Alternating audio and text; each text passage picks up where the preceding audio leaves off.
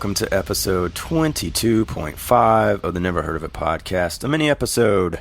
I'm Shawn Harwell, joined by Craig Moorhead, and this is the mini episode where we talk about the small things that have not fallen through anyone's cracks as of yet.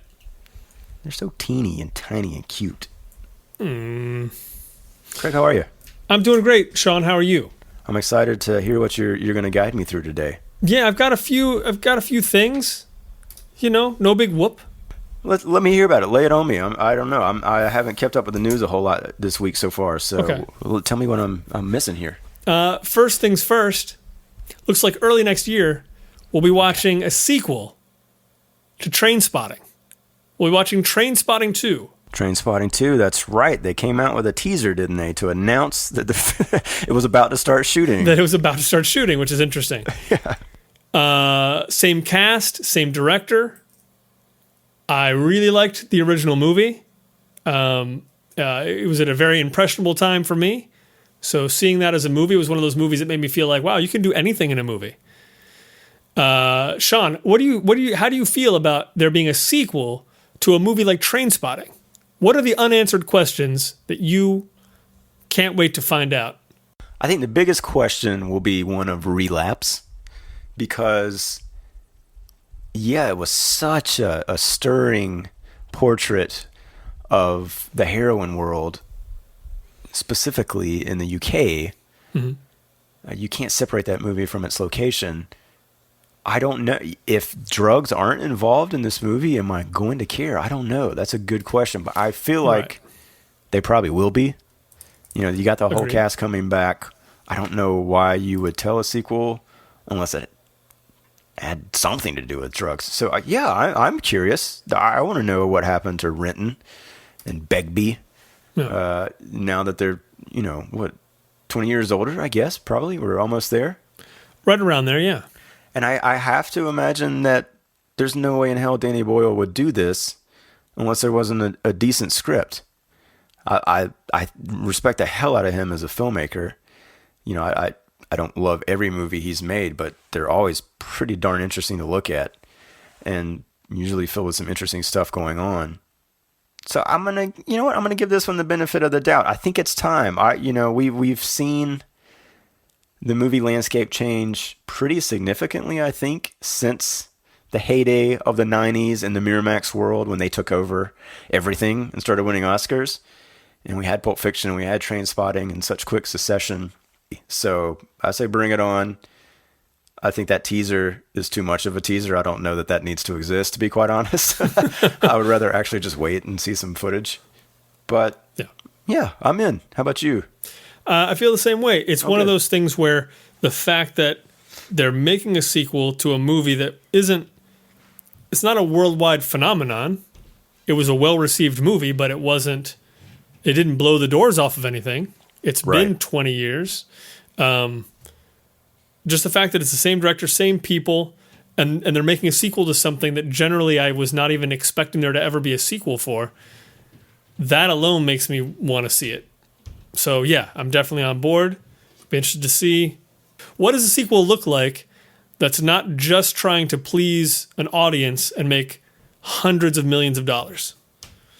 Maybe the trick is like any sequel, specifically one, for whatever reason, this is ridiculous. I just thought of Harry Potter, right? Mm-hmm. So imagine Harry Potter, the first one, you don't know what magic looks like. Well, neither does Harry Potter. And so you're walking into that world with him and experiencing that with that main character. And in Trainspotting, I think you kind of get the same thing. Unless you're a junkie, you probably don't know what it feels like to take heroin. You watch that movie, you get a pretty decent idea, of or at least what these characters, genuinely feel going through that experience. Yeah. How do you replicate that with something else, Right. Because if it doesn't have that sort of unhinged joy to it, I think that would be a shame. I think that would be a missed opportunity. And I mean, that's what I want from a Trainspotting sequel. I want that fucking, you're going off the rails and anything can happen and you're going into some dark places, but man, these guys are going to enjoy it for a while, So I want to see how they do that. I'll be there. Agreed. Front row. No, I don't sit front row, dude. Oh, back row. No, I'm right in the middle. Okay, fair enough. Fair enough. That's cool.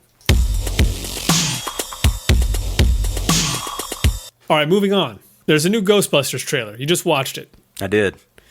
You saw the first Ghostbusters trailer. I did. You're aware that there's a new Ghostbusters movie that's coming out. I am.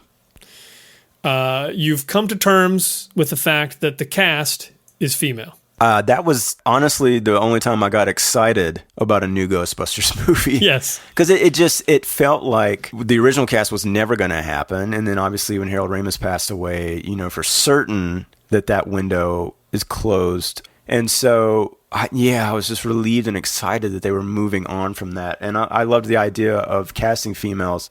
Watching this trailer, I don't know, it's interesting, maybe it's a bit like, it feels familiar. It still feels like Ghostbusters. It feels like the first Ghostbusters that I'm watching here in a lot of ways. Yeah. I love that the ghosts look like the ghosts from the 80s movie. I don't love the metal concert stuff. Okay. I gotta say, like, I don't know, like that whatever. Like that feels kind of, I'll give it the benefit of the doubt until we see the movie, but it doesn't strike me as being completely like fresh or original. It's funny you should say that because that's actually my favorite part of the trailer. Really? Okay. I do kind of feel like I haven't felt very strong punchlines in the trailer yet. No. It looks interesting to me. I'm definitely going to see it. I like everyone who's in it, but I haven't felt really strong punchlines yet coming from the trailer. So I'm hoping like the movie will be able to build up to some of those punchlines. It'll be a lot funnier. Yeah, and I'm okay with that, to be quite honest. I don't. Ghostbusters obviously has some really quotable moments, the original one, but they don't strike me as being things that I would have found completely hysterical in a trailer. I don't know. You're absolutely right. That movie is the story and those characters, and like that's what works so well. This, I think, I'll be happy if they save the best jokes not for the trailers, because that always happens. And I want to get swept in. I want to, walk into this movie and within 5 minutes just be comfortable with where we're at and excited for the story. Yes. Because that's what, like, I went back and actually read some of the Ghostbusters script last year, and it's so economically great. Like, everything you need to know, and the scenes are good and funny, and those characters just jump off the page. They're unique, they're different. You know what they're doing and who they are within 10 minutes, and you just go along for the ride, So I don't know. I think I think they'll be able to pull that off. I don't see why they can't. I think if you and I had never seen Ghostbusters, if we were like 15, like I'd be excited about this, I think, Oh, absolutely. And it looks like, with some of the ghosts, I mean, like that's I guess the reason I'm picking on that concert scene is clearly the ghost is played for a bit of a joke there when it's like standing on her shoulders and they're walking out and somebody takes a selfie, which that got a laugh. But like earlier on in that trailer, like it looks, those ghosts look kind of frightening and menacing. That was one of the things I really liked about the first one was you had some funny ghosts and some funny monsters, and then you had the really scary ones. You had the devil dogs, and you had the librarian at the beginning. The librarian, man, scared the shit out of me when I first saw that. Mm-hmm. Here's why I like the rock concert, and the rock concert is fully. You're absolutely right. Like it's completely a joke. It doesn't look like any rock. I mean, I've been I've been in my agreed. share. This ain't my first rodeo. It doesn't really look like a rock concert to me. Anyway, agreed. I guess what I liked about it was I like the idea that the Ghostbusters are going to this rock show, and I'm actually assuming a lot, and I guess I hope this is what the joke is, but like they're going to like a death metal concert where someone actually raises a demon. Right. I mean, that to me, that's like what a great setup. That's a great set piece. I can't wait to watch that. I agree. They should have consulted me to get the details right. You're right. Well, what's the main problem? That usually it's not usually that bright inside of a club. Yeah, it just doesn't. Yeah, I don't know. We'll see. I hope you're right. I hope that scene's hysterical. Yeah. Let's talk Chris Hemsworth for 2 seconds. Please, yeah, that's another good bit. I'm kind of excited by that idea. If he sort of like is like half the Rick Moranis character and something else entirely. I just caught the Vacation remake, I guess it's a sequel essentially. Yeah, with Ed Helms. I saw some of that on cable over the weekend, and he's in that, and I found myself kind of laughing and liking that guy in sort of these roles. I know he's Thor and all, but I don't mind seeing him in a comedy. I think he's got some chops there, so we'll see. He's not really Thor. No, he is. Yeah. Oh, I agree. I thought he was very funny in this trailer, and I think that's one of the other things I liked about it was his part in particular hints at more going on in the story, obviously, than the first trailer did. So, whereas the first trailer was mainly, kind of slapstick and just saying, hey, remember Ghostbusters? Yeah. This one definitely seemed a little more interesting. I think we both know, regardless of how this movie does, there are more Ghostbusters coming, and they won't just be women. So, no, yes, true. That's true. Let's enjoy this one for what it is. Indeed. And we'll get another one next year, probably. Yeah, most likely. All right, Shawn, let's move on. Moving. We're going to go back in time.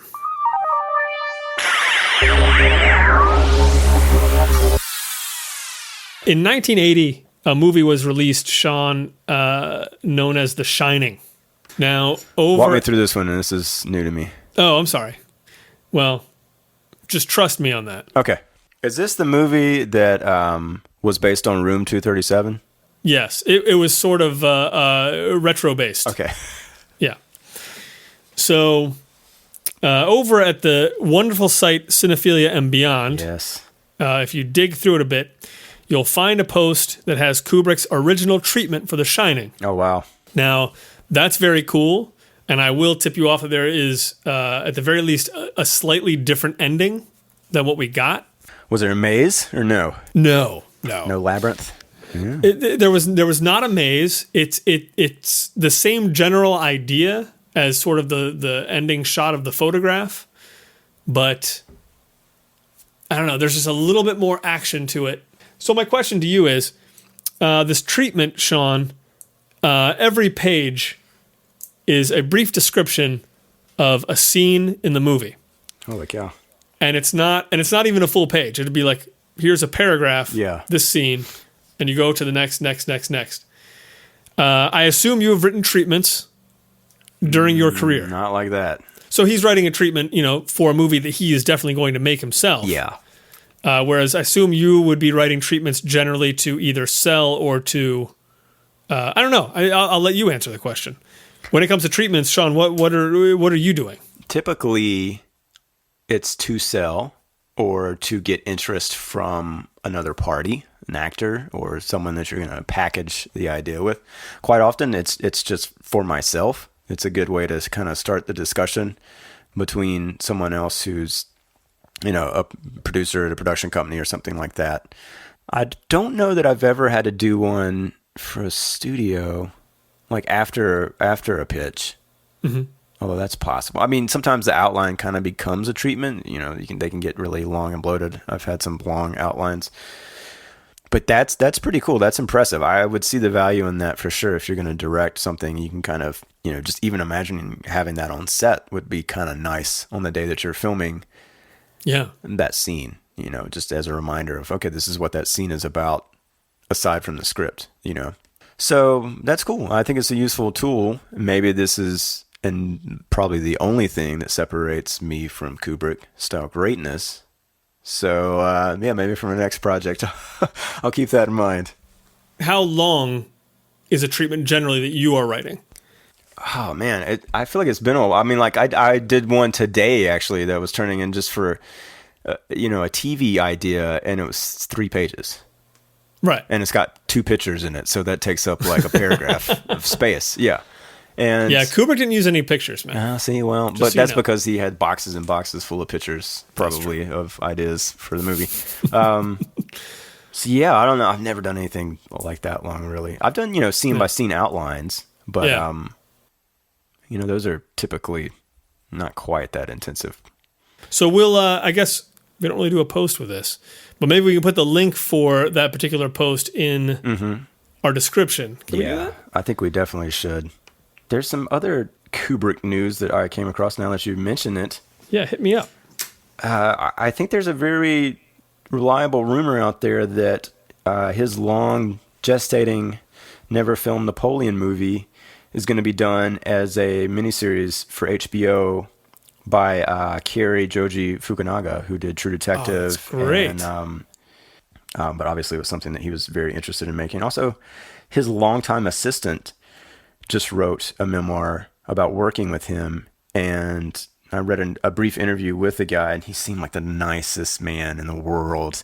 And, like he talks about like the only things that he told Stanley, like the few things they would disagree about were he didn't want any guns around him. Stanley liked to shoot guns, and he didn't curse. Like he said, the only time he, has said a curse word in recent memory was when he found out that Stanley died.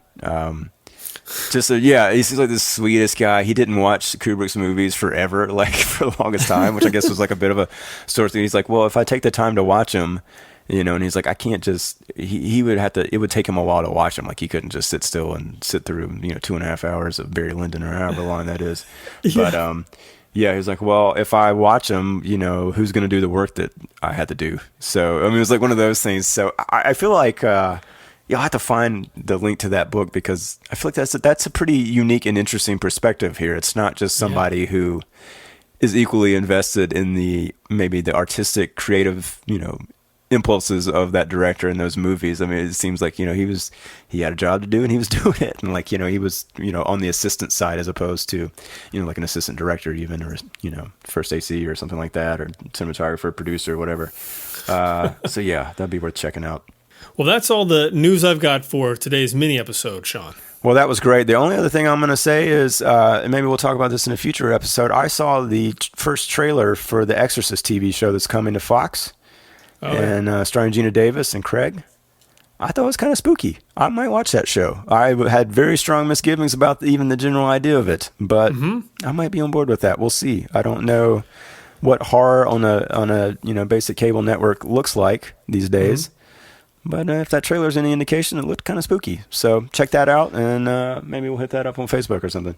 Certainly will. Thank you very much, Shawn. And yeah, so episode 22 is out there. We talk about the Charlie Chaplin film, Monsieur Verdoux. Check that out as well. It's a good one. And as always, thanks for listening. You can subscribe on iTunes and find us on Twitter at Never Podcast, and on YouTube and other places. That's right. Always remember, please listen to us, and nobody kiss your else. mom's goodnight. Yeah, no one else. Thank you. And then kiss your mom's goodnight. And then kiss your mom goodnight. Good night, Craig. Good night, Shawn.